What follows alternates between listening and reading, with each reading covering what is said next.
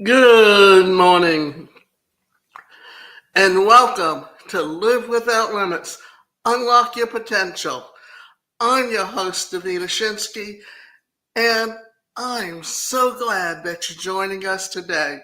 In this episode, we're diving deep into the world of self-esteem, what it is, why it truly matters, and how you can start nurturing a healthier, more positive sense of self right now. And before we get started, I'd like to share a little bit of insight. And there was a time when I constantly battled with self doubt, questioning my worth in every decision I made.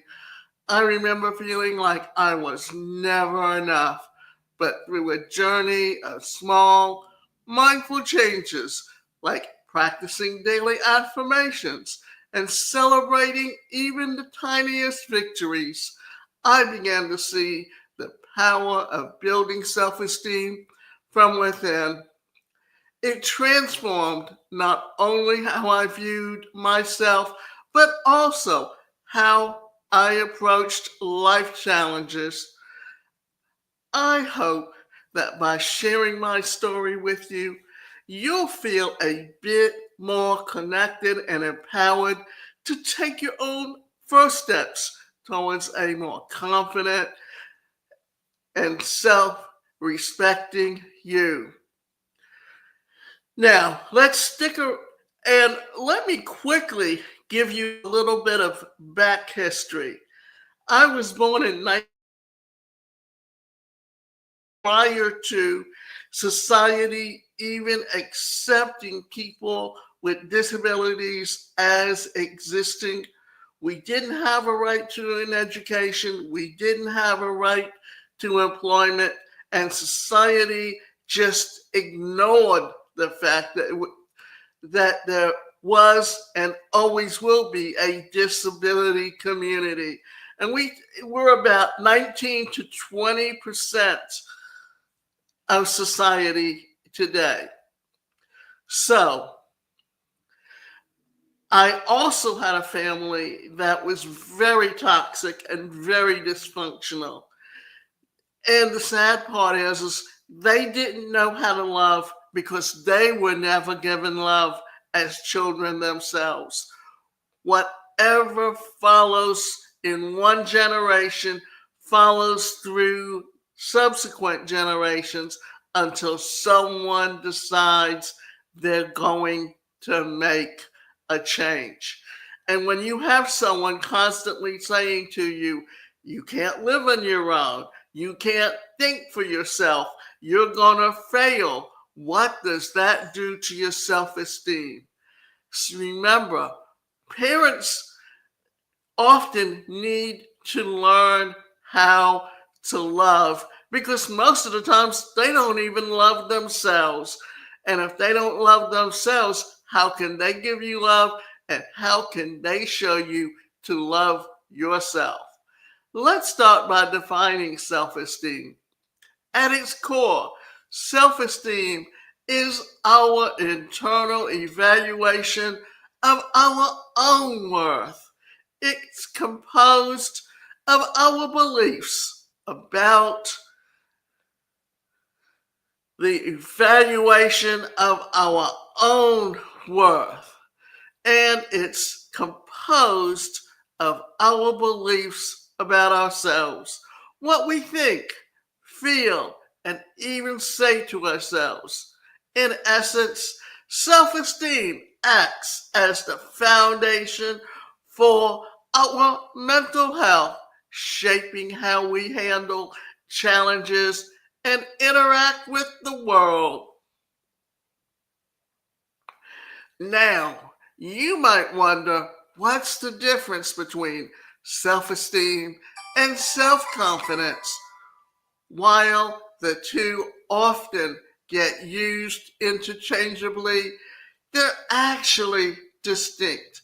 Self confidence is about trusting your abilities to perform specific tasks like acing a presentation or learning a new skill.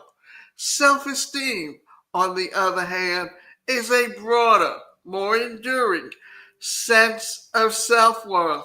It's how we value yourself regardless of external achievements. But why does self-esteem matter so much? Our self perception plays a crucial role in nearly every decision we make. The quality of our relationships and even how we approach life's ups and downs.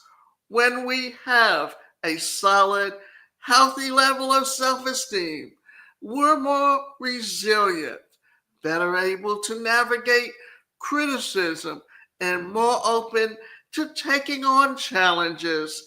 Conversely, low self esteem can hold us back from reaching our full potential, trapping us in cycles of self doubt. Psychological research reinforces these ideas. Studies have shown that individuals with higher self esteem tend to experience better mental health outcomes, have stronger interpersonal relationships, and are more pro- proactive in their personal growth. Experts often emphasize that while self confidence can be built with practice and skill, nurturing self esteem is about changing our inner dialogue and fundamentally reshaping how we see ourselves. Self esteem isn't just about feeling good in the moment, it's a vital underlying element of our overall mental wellness. It influences how we decide, relate, and ultimately how we live our lives. Now, let's explore how self esteem really plays out in our daily lives. Think about your work environment. When you have high self esteem, you're more likely to step up, share your ideas confidently, and tackle challenges head on. On the other hand, if you struggle with low self esteem, you might hesitate to speak up or fear that your contributions aren't valuable. This doesn't just affect your career, it also influences your social interactions.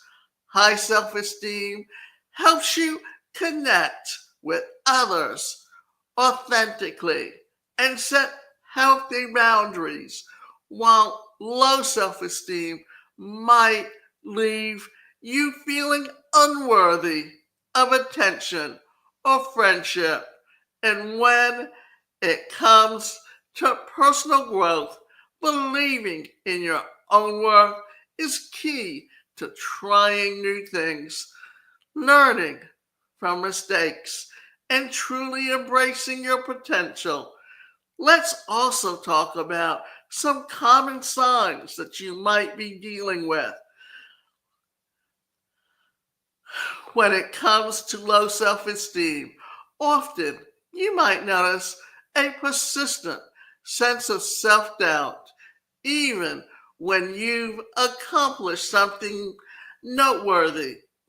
There might be a fear of failure that stops you from trying new opportunities.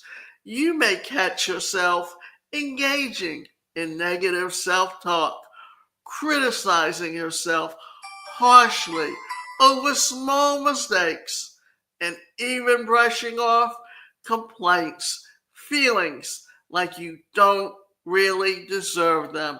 These behaviors can create a cycle that keeps you from fully embracing your abilities. To bring this discussion to life, I'm excited to welcome a special guest, kindly agreed to share their personal journey of self-esteem. And I would like you to welcome Jerry to our panel. Thank you, Okay, thank you. I'm really glad to be here. My struggle with self-esteem started early in my career. I often felt that any success I experienced was just luck, and I constantly worried that I wasn't truly capable. This mindset made me overly cautious at work. I rarely took credit for my ideas and was afraid to step into the leadership role.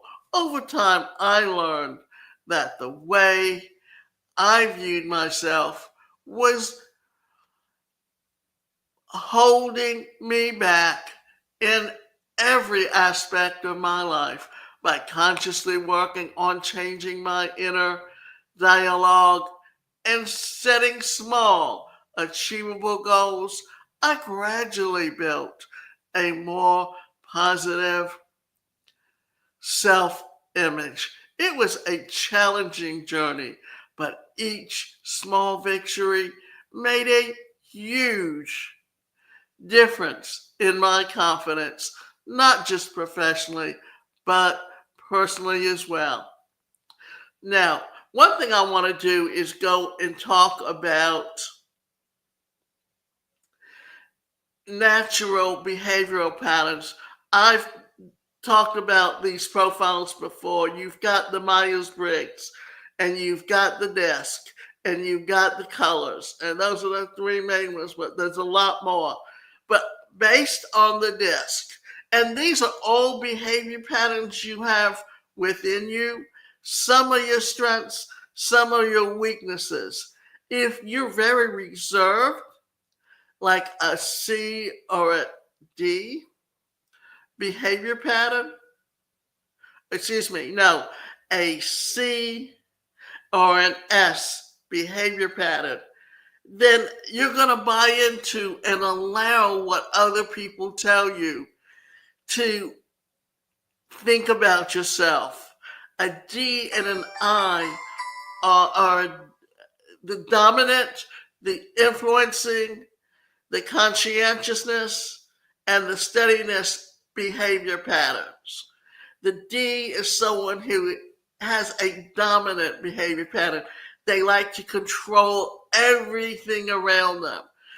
The I has very good interpersonal skills. It's easy for them to interact with people.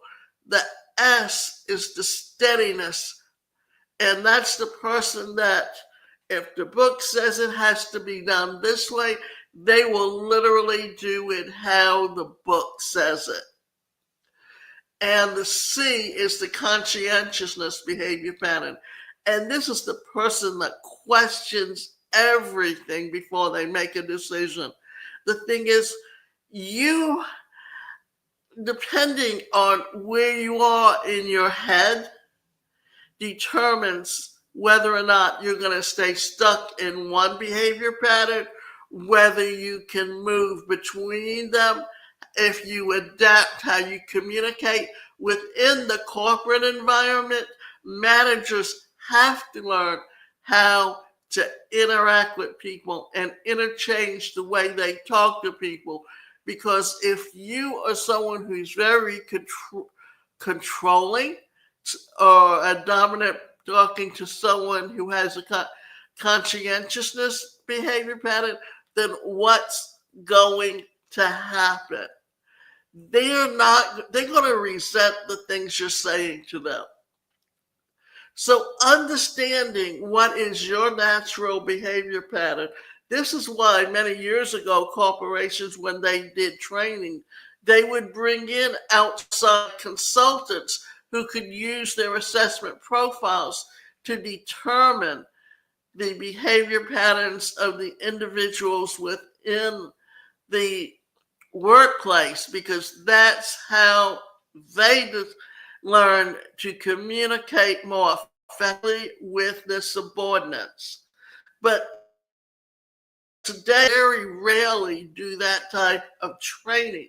Therefore, it behooves employees, solopreneurs, entrepreneurs to learn about different styles of communication, because when you're working with people, whether you're in a company that is a multi-level company or an affiliate program where you're doing the training, you really want to know how to communicate more effectively and how not to demean someone when you're talking to them.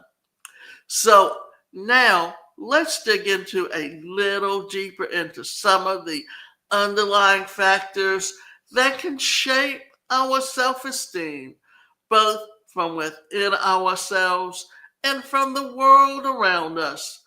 One of the internal side negative self-talk can be a major hurdle. We often become our own harshest critics, letting self-doubt and harsh judgments cloud our true potential.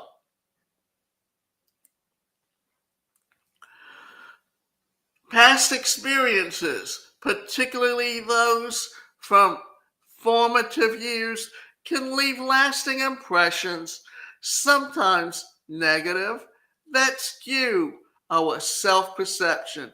You know, when you're a young child in the classroom or dealing with your parents, and first I'm going to talk about that child in the classroom, because people learn differently, and teachers have to teach in a cookie cutter way, because that's how they reach the majority of the people. Because some people learn by seeing, others learn by hearing, but nothing's ever mentioned about how more people learn by actually doing something. And I'm not a very auditory person. I'm not a someone who can sit there and read something and learn from it. I have to actually put it into action. And because I have cerebral palsy, I found when I was in graduate school, and no teacher ever mentioned it or even understood it. But sometimes what I see and what I write down become two different things.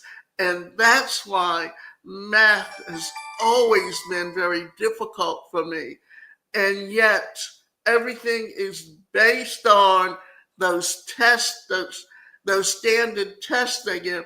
And some people are good test takers, some people aren't. You can't judge people by that, because the expectations of me and my abilities and my potential was so low that if you told me I couldn't do anything, that was like daring me to prove you wrong. And I not only graduated college, but I have credits towards a master's degree and finished a master's in rehabilitation counseling. So one is a career counseling for people with disabilities.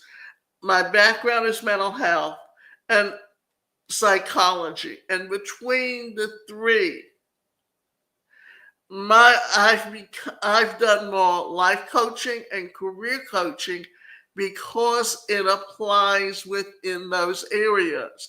And early on, I was an external consultant where I represented the Performax PDI products. They eventually merged They were bought by Carlson companies. They eventually became Inkscape Publishing, and they're now owned by Wiley Publishing. And they've reduced all their profiles they had down to the desk. So, understanding how society all plays together,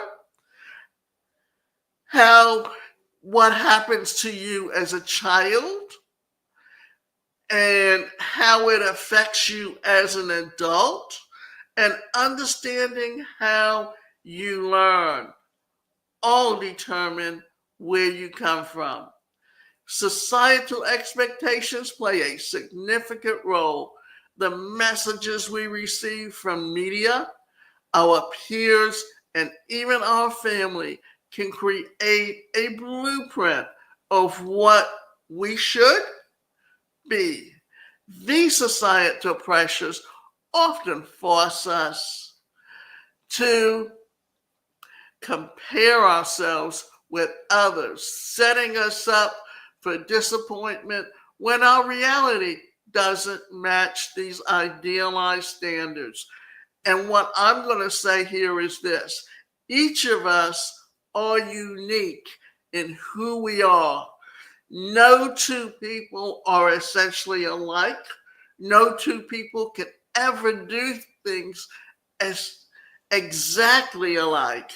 But if you have low self-esteem, what happens is when someone tells you they can do something, you're going to try and do it, even though it may not be your strength, simply because you have to prove something to yourself.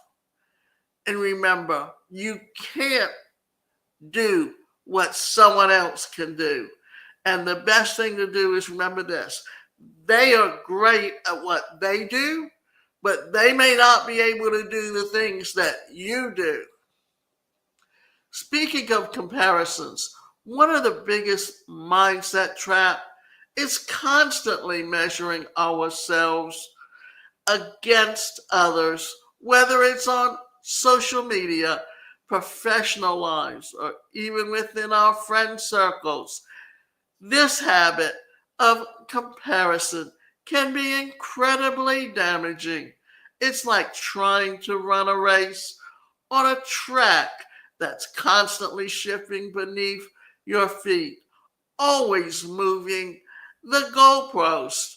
When we set unrealistic standards based on someone else's highlight reel, we rob ourselves of the joy of our own journey and limit our ability to appreciate our unique strengths. I'd like to pause for a moment and invite you to reflect on your own experiences. Think about a time when negative self talk or comparing yourself to others might have held you back. How did those moments impact your choices or overall sense of worth? It I encourage you to take a minute to consider these questions, and if you feel comfortable, share your thoughts with us on social media or in our community forum. Your insights might just be the inspiration that someone else needs on their journey to building a healthier self esteem. Now, let's dive into some practical, actionable steps that you can start implementing today to boost your self esteem. Positive self talk or affirmations. So, what you need to do is practice a positive self talk. We all have these inner critic, but the key is to catch it in action.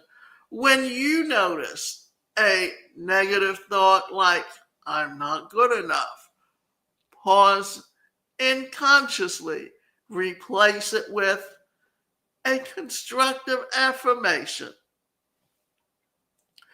Try saying, I'm capable of and deserve success. Over time, these affirmations can rewire your thoughts, patterns, and help you develop a kinder internal dialogue. Setting realistic goals. Next, let's talk about setting realistic goals. Big aspirations and feel overwhelming. So break them down into manageable steps. If you aim is to excel in your career, start with achievable daily and weekly tasks. Each small win not only propels you forward, but also reinforces your sense of accomplishment and self worth. The thing about goal setting is you can look at the end result, and then when you start looking at it getting there, that's why they say take it and break it down into yearly, monthly, daily, hourly, and or even it down to minutes. And this way, as you achieve each step along the way, it's a success. So that's for understanding how to set goals and set realistic goals and set smart goals, specific, measurable, achievable, relevant, timestamp. Self-care is another cornerstone of healthy self-esteem. Look at your physical health with regular exercise, balanced meals, and sufficient sleep. Incorporate mindfulness policies like meditation or journaling to keep your mental space clear. And don't forget to engage in hobbies that bring you joy. These activities reaffirm that you deserve time for yourself.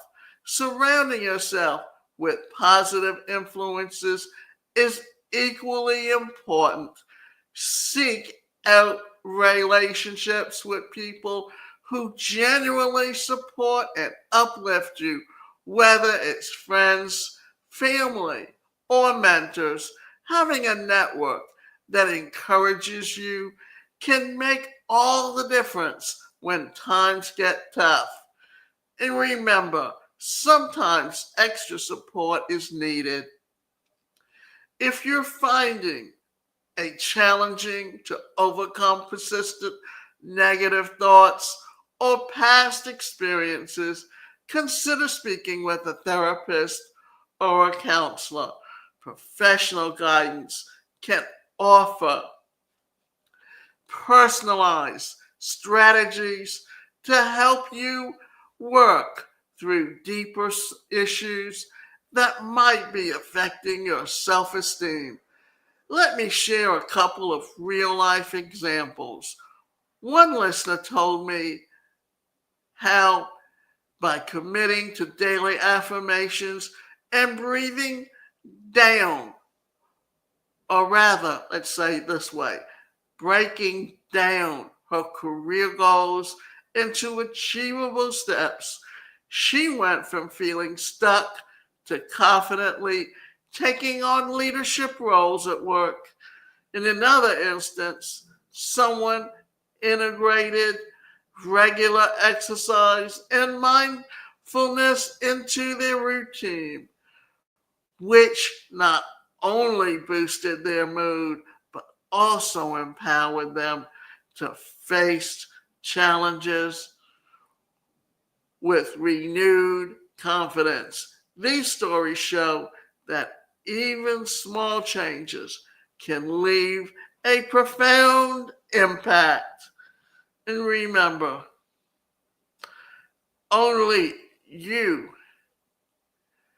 can determine where you want to be and how you want to get there.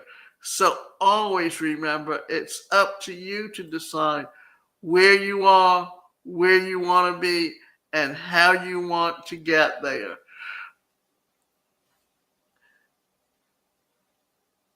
So I would like to thank you for so much for tuning in today to elevate your worth, a journey to a better self-esteem. I truly appreciate you spending time with me as we explored the many facets of self-esteem and shared practical ways to nurture it in our everyday lives. Before we sign off, I'd like to share some additional resources for those interested in diving deeper into this topic. You might consider checking out books like The Gifts of the Imperfection by Brené Brown or The Self-Esteem Workbook by Glenn Schiraldi for insightful guidance. Also, our website offers articles, videos, and further reading on self-esteem. I also have some courses on the topic. So thanks again for joining us. Well, and until next time, remember that your worth is inherent and your job journey towards self-improvement is worth every step of the way.